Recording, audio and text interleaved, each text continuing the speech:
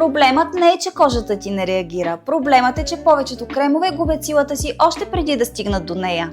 С времето кожата губи еластичност и жизненост. Много кремове обещават хидратация, но ефектът им изчезва бързо или изобщо не идва. Причината често не е в кожата, а в самия крем. По време на производството, при висока температура, активните съставки се разрушават и не достигат до кожата. Затова резултатът е временен, а не е устойчив.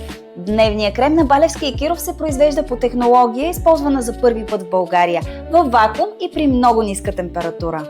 Този процес предотвратява окислението и запазва до 98% от активните съставки в тяхната пълна сила. Не е случайно, че Балевски и Киров са отличени като иновативно предприятие на България. Това е признание за технологията, процесите и реалния фокус върху ефективността, а не просто върху обещанията. Кожата остава хидратирана през целия ден, по-мека, по-гладка и видимо по-свежа.